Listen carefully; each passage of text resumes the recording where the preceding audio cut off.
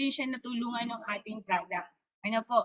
So, allow me po to pakilala po sa inyo si Mentor Raquel Antonio. Dito ka na ba? Share ko lang po sa inyo kung paano po tayo natulungan ng ating pure organic barley. No? So ako po si Mentor Raquel Antonio, former OFW po from Taiwan. For almost 10 years po ako doon. And ayan po, no, ginagawa po nating full-time si I Am Worldwide ngayon. So, ito po yung journey ko during po nung tayo po ay nasa Taiwan, no? Yung tayo po ay nandun pa sa Taiwan. So, nagkaroon po kasi tayo ng, health problem po, no? So, kung kayo po isang OFW na kagaya ko, no? Sobrang hirap po na magkaroon ng sakit once na nasa ibang bansa ka. Kasi alam po natin na mag-isa lang po tayo dyan, wala po tayong pamilya. So, sariling sikap yung pagpapagaling. Although may mga kapwa tayo Pilipino na tutulong po sa atin. So, ayan po yung time na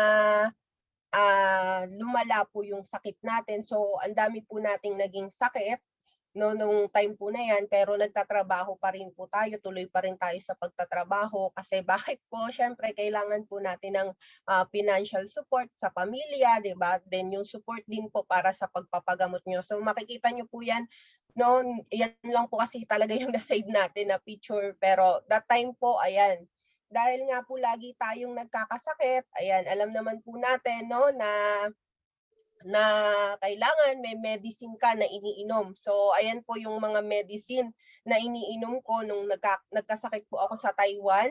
So, may injection po yan. Meron pong sa isang araw, 4 tablets to 6 tablets po yung iniinom ko. Sa isang inuman lang po yun, no? Sa, di ba po, 3 tayo dapat umiinom. So, sa akin po, 6 tablets po sa per po ng pag-inom ko. So ngayon po na nagkaroon po tayo ng naapektuhan po tayo, no?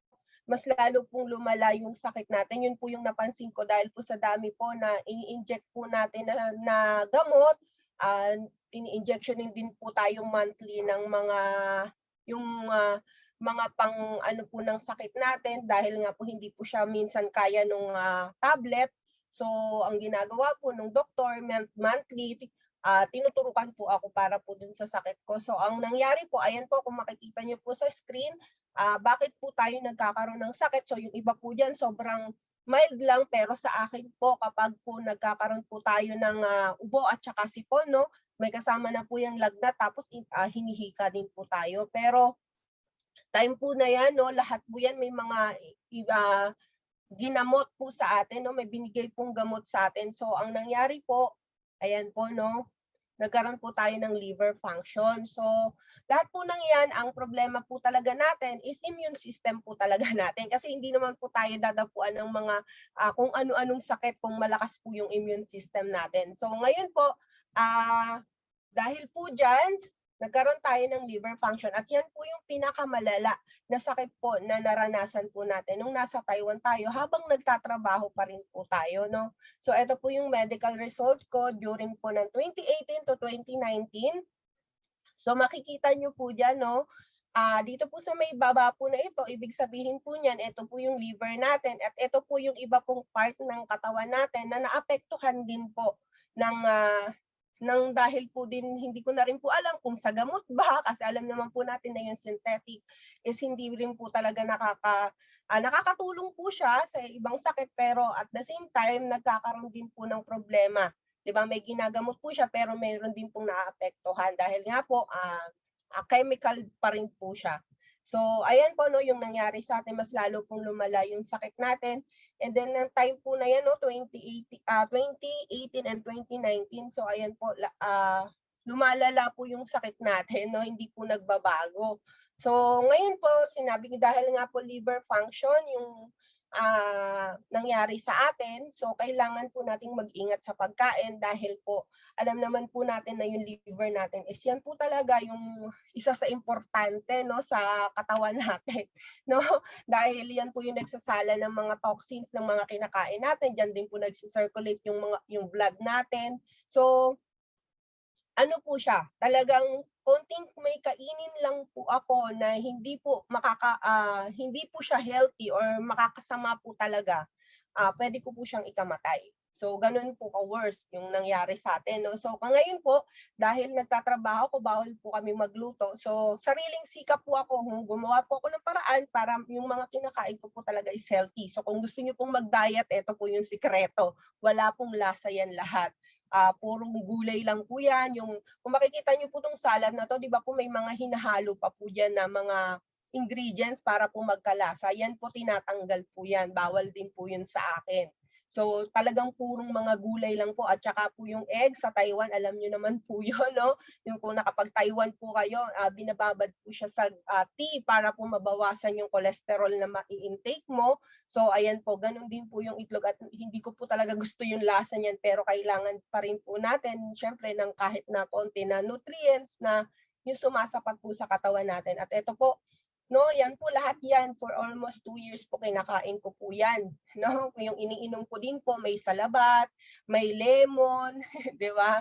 So, gano'n po talaga yung as in yung puwede mong i-ano sa sarili mo na para lang maligtas ka 'no, at during po ng time na yan nagtatrabaho pa rin po ako.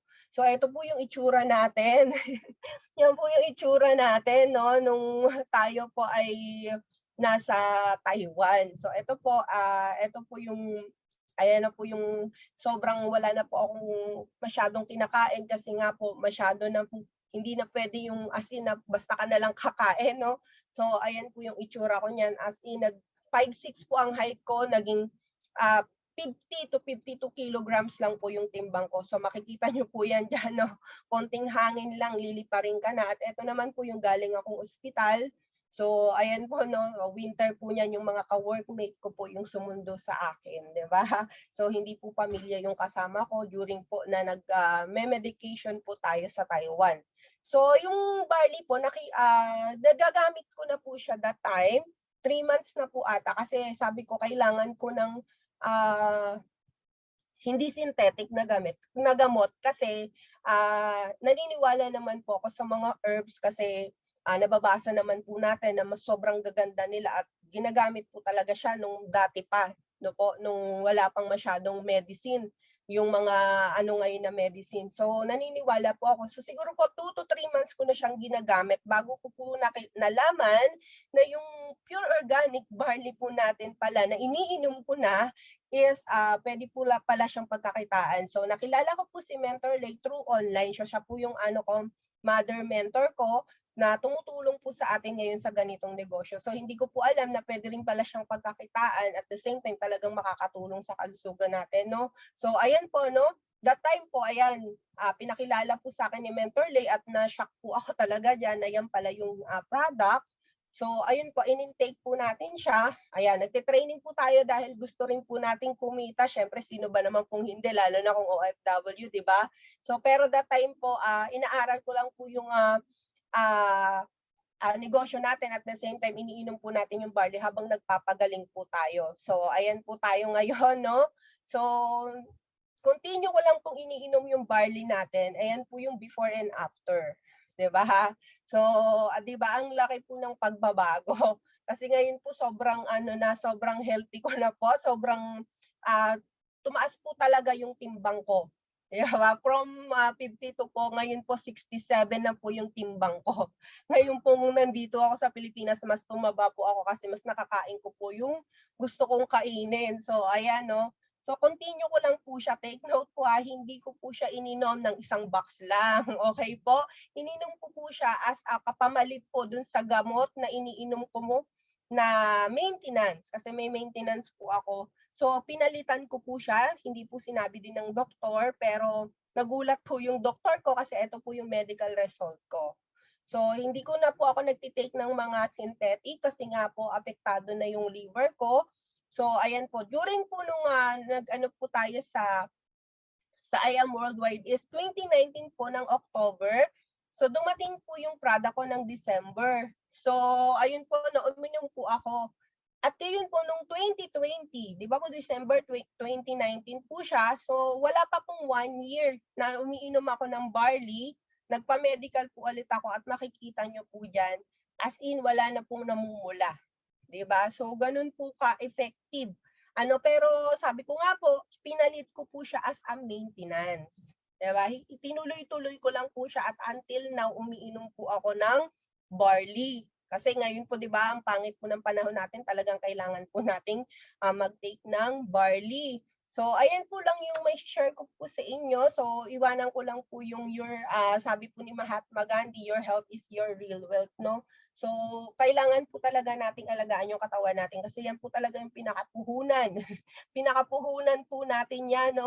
Kahit kanta mo kasi gaano pa kalaki yung pera mo o kayaman ka, kung wala po yung kalusugan mo, hindi mo po yan mai-enjoy. Kaya, mas mahalaga at importante po talaga yung ating kalusugan. So, yun lang po. Balik ko na po kay Mentor Mayet.